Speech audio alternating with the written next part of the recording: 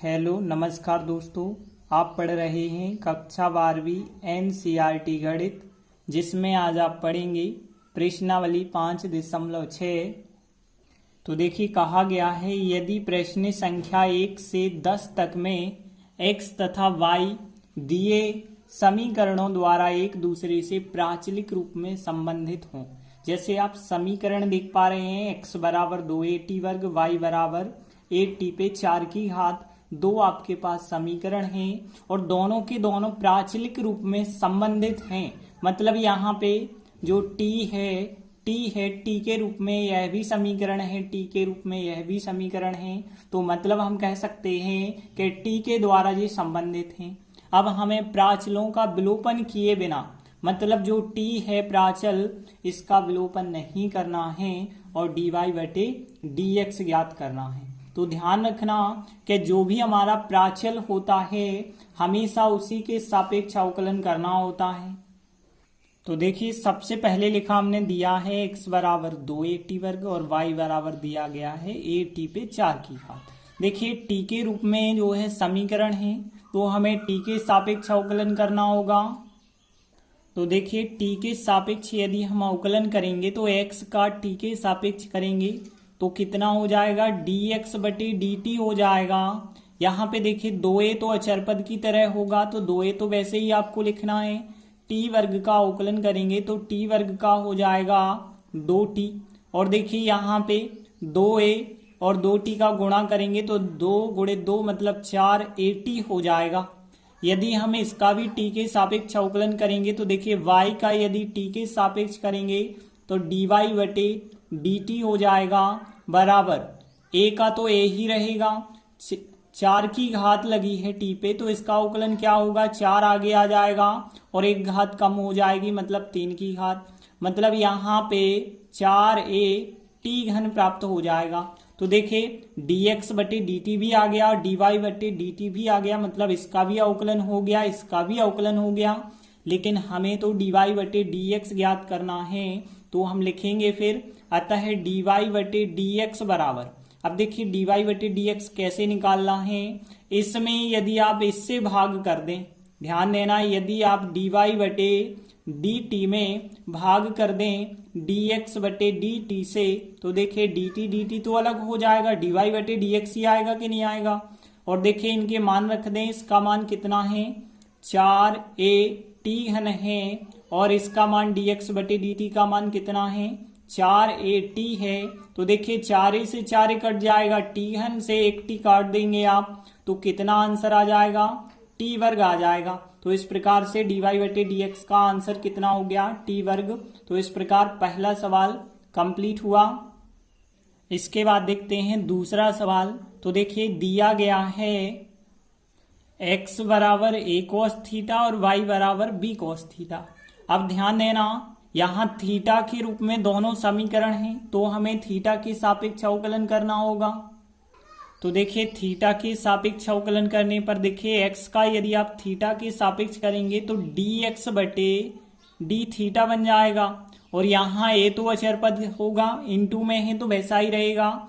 cos theta का यदि आप करेंगे तो माइनस का साइन थीटा हो जाएगा, और देखिए चाहे तो आप माइनस चिन्ह आगे लगा सकते हैं, तो माइनस का a sine theta dx/d theta का मान हो जाएगा। यहाँ भी हम थीटा के सापेक्ष अवकलन करेंगे तो y का थीटा के सापेक्ष क्या हो जाएगा, dy/d थीटा हो जाएगा, और b तो वैसे ही रहेगा क्योंकि स्वेच्छ अचर है। यदि cos थीटा की बात करें तो cos थीटा का अवकलन हो जाएगा माइनस का साइन थीटा हो जाएगा, और देखिए माइनस चिन्ह जो है आगे लगा सकते हैं आप, तो माइनस का b साइन थीटा हो जाएगा। अब देखिए हमें मान निकालना है dy/dx का, तो हम लिखेंगे फिर क्या आता है, dy/dx बराबर कैसे मिलता है, इसमें इससे भाग देने पर। तो देखिए हमने लिखा कि dy/d थीटा में हम भाग करेंगे dx/d थीटा का। तो देखिए थीटा से थीटा तो यहाँ d थीटा कट जाएंगे, dy/dx ही तो बचा होगा। इनके यदि मान रख दें तो देखिए माइनस का b साइन थीटा हमने रखा, और यहाँ पे इसका मान रखेंगे तो माइनस का ए साइन थीटा रखा। आप देख सकते हैं यहाँ पे कि साइन थीटा कट जाएंगे, माइनस माइनस चिन्ह कट जाएगा, तो फिर बी बटे ए बचा होगा। यही हमारा फिर आंसर हो जाएगा। तो इस प्रकार से दूसरा सवाल भी कंप्लीट हुआ। इसके बाद देखते हैं तीसरा सवाल। दिया गया है x बराबर साइन टी, वाई बराबर कॉस 2t। यहाँ पे यदि हम देखें तो दोनों के दोनों समीकरण t के रूप में हैं, t के रूप में हैं, तो हमें t के सापेक्ष अवकलन करना होगा। तो देखिए t के सापेक्ष अवकलन करने पर क्या आएगा, x का यदि आप t के सापेक्ष करेंगे तो dx बटे dt बन जाएगा। और यहाँ पे देखिए साइन t का यदि आप करेंगे तो क्या बन जाएगा, cos t बन जाएगा। देखिए अब यहाँ भी आपको y का अवकलन करना है t के सापेक्ष, तो फिर क्या हो जाएगा, dy बटे dt हो जाएगा। और फिर यहाँ पे ध्यान देना cos का यदि आप करेंगे तो माइनस का साइन 2t होगा, ठीक है ना। cos थीटा का क्या होता है, माइनस का साइन थीटा होता है। लेकिन ध्यान रखना 2t का दोबारा रिपीट करना होगा, क्योंकि t अकेला होता तो रिपीट करने की आवश्यकता नहीं थी, लेकिन 2t है, इस वजह से 2t का रिपीट करेंगे तो 2t का 2 और रिपीट होके आ जाएगा। अब देखिए 2 को आगे लिख सकते हैं आप, तो माइनस का 2 साइन 2t हो जाएगा। तो देखिए इस प्रकार से dx बटे dt का मान हो गया और dy बटे dt का मान भी हो गया है। अब हम इनकी सहायता से dy बटे dx ज्ञात करेंगे। तो आता है dy बटे dx बराबर, तो देखिए dy बटे dx कैसे मिलता है, इसमें भाग देना होता है इससे, मतलब हम dy बटे dt में भाग करेंगे dx बटे dt से। तो देखिए dt तो कट जाएंगे आपस में, तो dy बटे dx ही तो आएगा। अब देखिए इनके मान रखेंगे तो dy बटे dt का मान कितना है, माइनस का 2 साइन 2t है।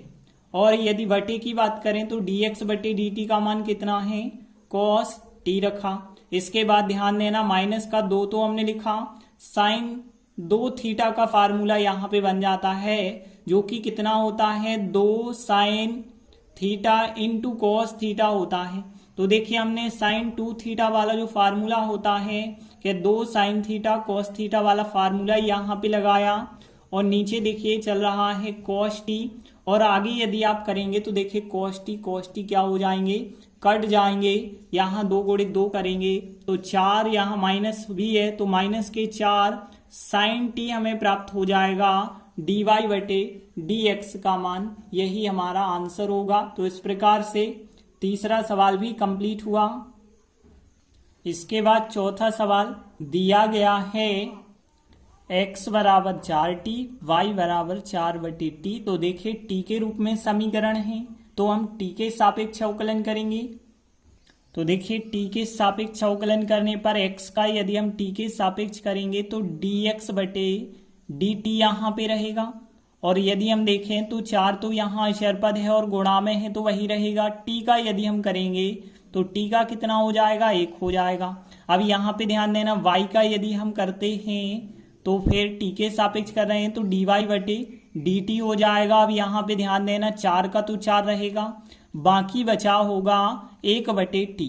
और 1 बटे t का देखिए कैसे करना है, 1 बटे t का मतलब होता है t पे -1 की घात, क्योंकि इसे हम ऊपर तो ले जाएंगे तो -1 की घात, और देखिए -1 की घात आगे आएगी और एक घात आप कम करोगे, -1 में से 1 कम करोगे तो यहाँ पे -1 तो रहेगा, t पे -2 की घात हो जाएगी।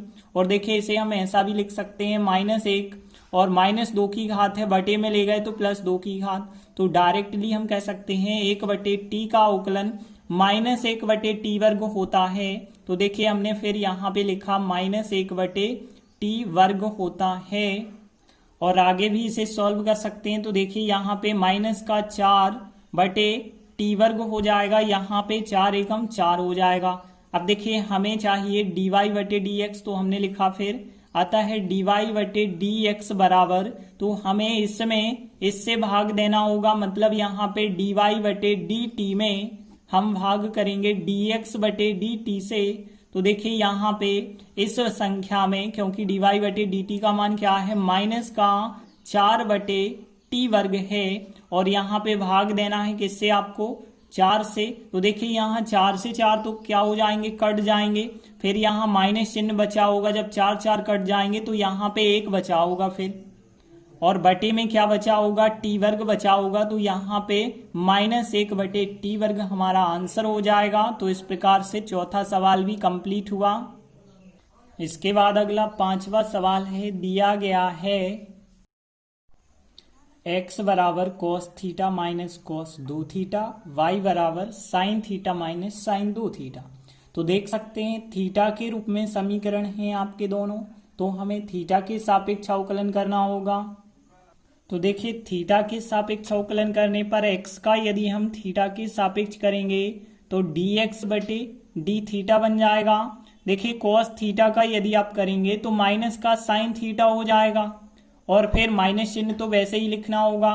फिर कॉस का करेंगे तो कॉस का फिर माइनस साइन हो जाएगा, तो -1 लगा है तो प्लस बन जाएगा साइन 2 थीटा।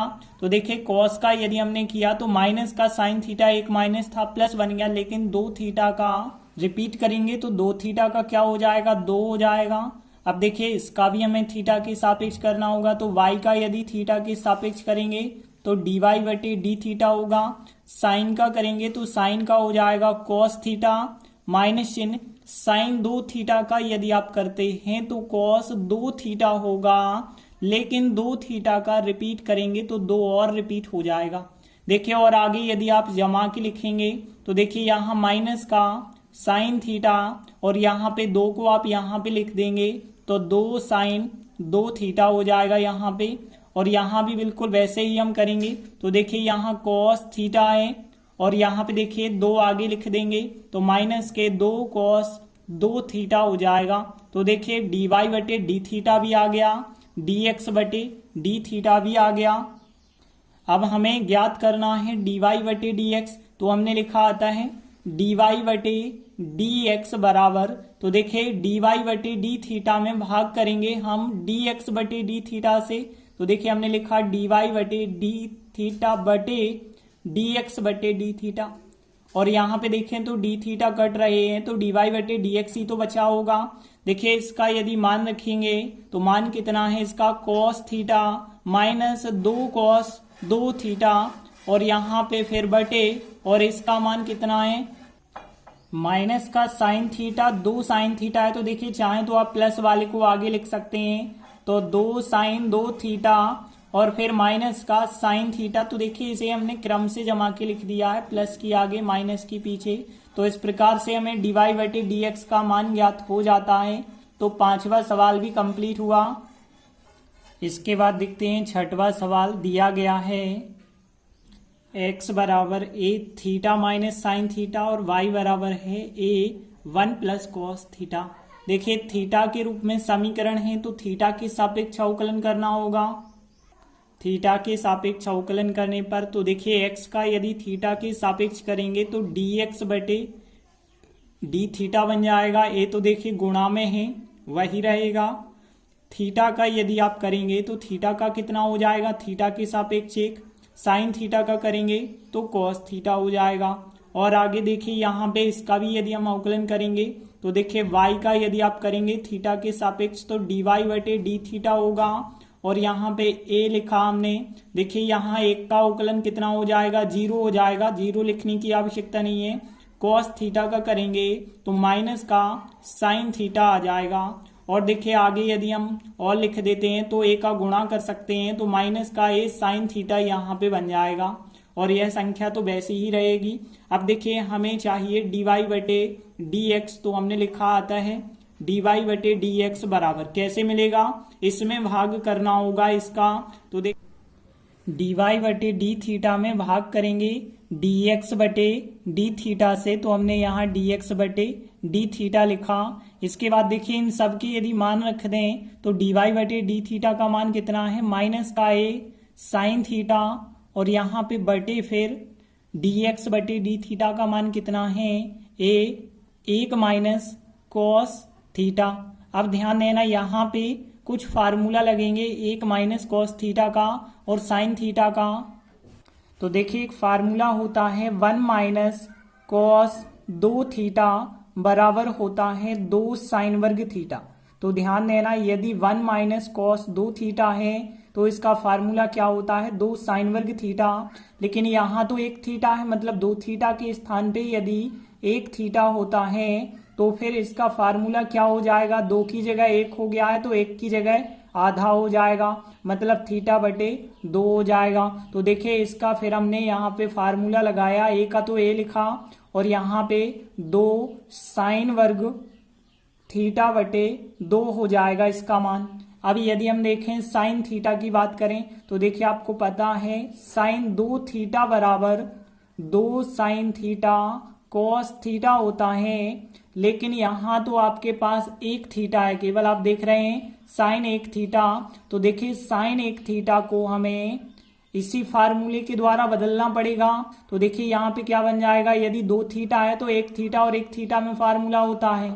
अब यदि 1 थीटा में है तो फिर यहाँ पे आधे थीटे में होगा फिर फार्मूला।